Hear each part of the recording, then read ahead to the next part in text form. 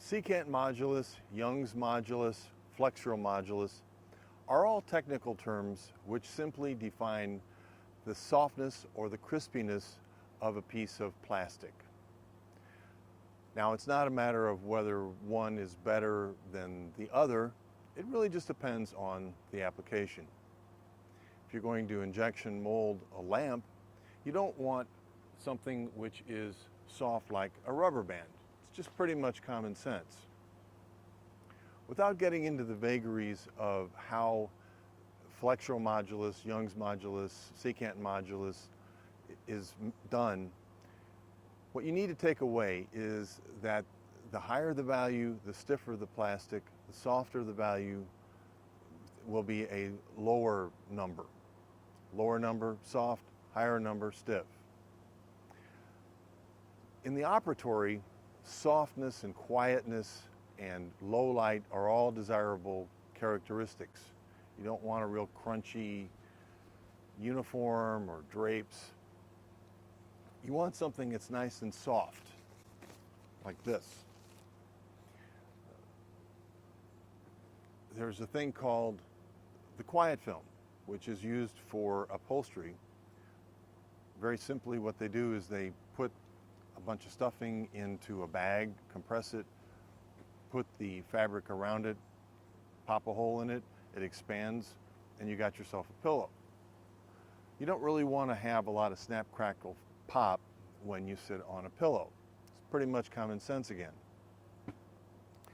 Now, when the same person leaves the operatory and goes to the grocery store and they select their produce, they're going to be looking for packaging which is stiff and crunchy because for some reasons unknown, people like to have really crunchy plastic when they pick out their produce. It somehow connotes freshness.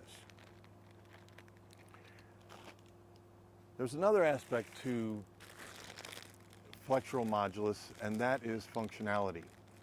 The way that this package was made is what's known as horizontal form, fill, and seal. Same thing goes for this package of naan bread. What happens is the plastic travels this way or the machine direction, and it goes over what's called a forming cone, makes the tube with the product in it, and it's sealed, and then another cycle begins. You have to have a certain amount of boardiness in order to make the plastic go over what is called the forming cone.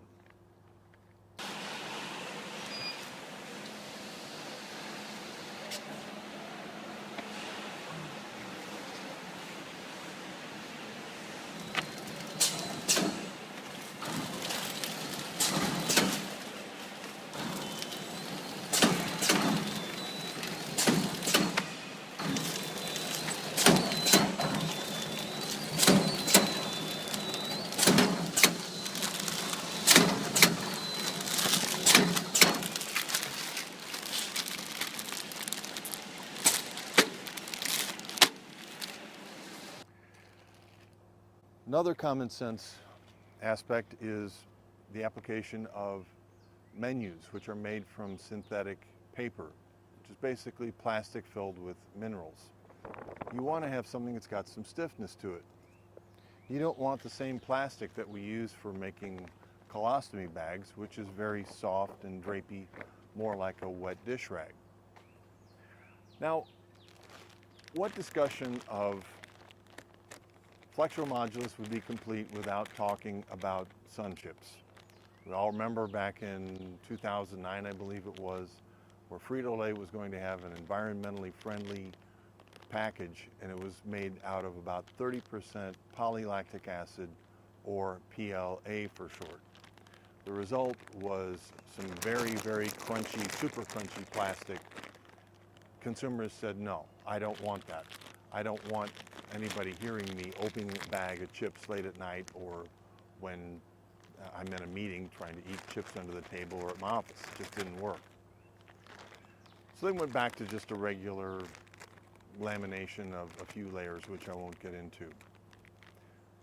Now you know what is meant by flexural modulus, secant modulus, and how it's defined.